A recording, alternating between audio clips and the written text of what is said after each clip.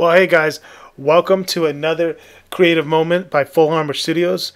I'm Bob Lockwood, and today I'm going to talk about RAW versus JPEG. And it's the big debate, who should win out. And here's how I feel about it.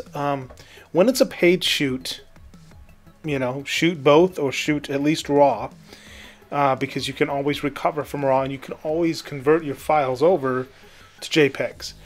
If it's just for fun, shoot JPEG. You don't always have to have the biggest files, especially if you're trying to share the files with other people like family members and stuff like that. So, and I'm going to show you kind of the power behind RAW and what it can do. A lot of people have asked, why do I care about shooting RAW? And I'm going to show you that. So, I'm in Lightroom CS4, and I've got a photograph of a young man here, and he's in deep thought about something at a wedding.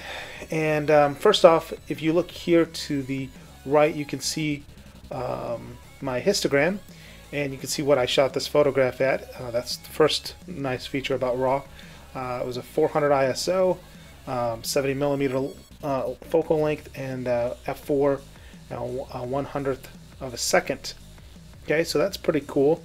But the real power is this, all the exposures and changes you can do. So we're going to lighten this photo up because he had some raccoon eyes going on. Do a little recovery, maybe. Let's see how much more recovery we can do. Do a little fill light maybe. No, I don't like the fill light. Let's do a little black there. Brightness, brighten them up. A little contrast, maybe. Let's pull that contrast down. Clarity, this is where it gets interesting. If I go all the way here, you really can't see too much of a change here. That's interesting. In a lot of photos you can. Well, maybe because I've got too much contrast already. But if you pull it down here, it tends to make the children softer. I really can't see. Oh yeah, you kind of notice it in his shirt. It's very vague, but it's interesting. So I like to pull the clarity down when I'm working with children and women. Make them soft as possible. Vibrance, we'll pull that down, but I like to pull the saturation up. It kind of gives a little more of a warmer feeling.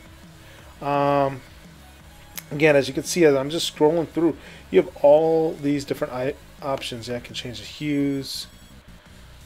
Let's see, it's not doing anything for me there. How about the saturations? Here we go. Got to change saturations first before I can change the hues. That looks terrible, but that kind of looks like a histogram type kind of look going on. But I'm gonna put all that back there. So that's the power. You can see there's all these manipulations. Now you're telling me, well, hey, Lightroom's cool. I don't have Lightroom though. What do I care? Oh, one other thing is white balance. You can change the white balance to auto, daylight, shot as is. So that's another feature. But anyways, so you're telling me you don't have Lightroom. No big deal. I'm going to show you how to do it in Photoshop. Here it is, Photoshop. Again, same photograph, and it looks identical to Lightroom. There's no difference.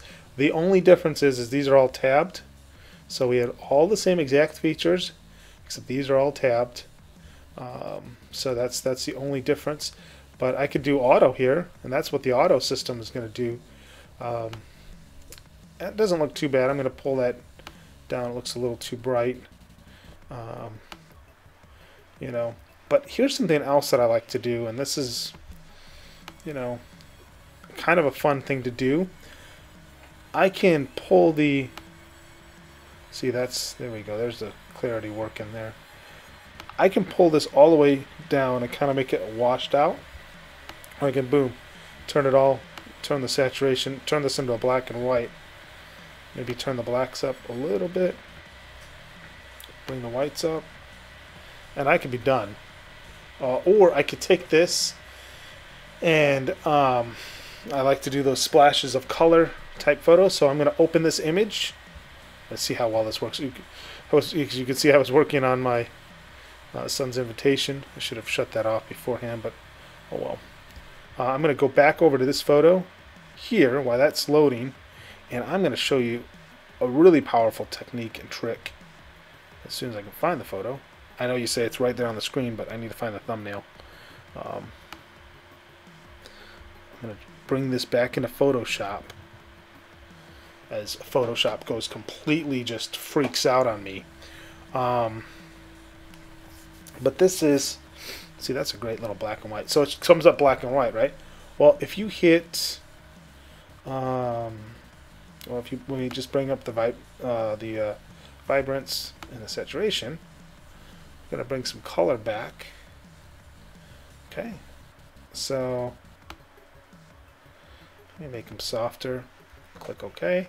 Just open image. Now I've got two of the same images coming here in just a second. That are the exact same thing, but one's color, one's black and white. But I'm going to show you real quickly how to merge these two images in a fairly timely manner. So here's my first image. There's my second image. Let's click over here. Just drag. Hold the Shift key. Boom. Covers it up. And now I'm going to go down here and make a mask. And go to my paintbrush tool. And then make this bigger. Super big. And just paint out. Boom. And I'm just painting it away. No big deal. It kind of works out well that his shirt's white, so I can kind of be sort of sloppy. Boom. You know? And there's that effect that everybody kind of likes to do, or likes to have. Oops. I want to paint his ear back because it'll just drive me nuts. X to change. But there's the effect, and you know, I mean, that didn't take me any time at all. And of course, I can also play with it a little bit more and really get, you know, particular with it. But I mean, that photo's done. We can move on with our lives. It didn't take, like I said, any real time at all. But it's just a fun photo.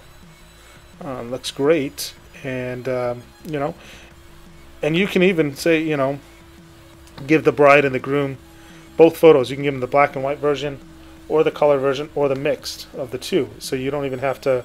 You just say, here you go. Here's both of them. But that's the power of RAW, and that's how fast you can edit. I believe with it, and it's a good platform. But again, I mean, if you're just shooting for fun, you don't have to necessarily shoot in RAW. You can shoot in JPEG. But if you're shooting for money, definitely shoot in RAW, because you can get some you know, great effects, and you know, fairly quickly as well. You know, so well, that's it for this week. Don't forget to find us on Facebook, facebook.com/Full Armor Studios. All the links will be down below. And thanks for watching. If you have any comments, please feel free to let us know, and let me know. And if you have any questions on any other photo techniques, please let me know.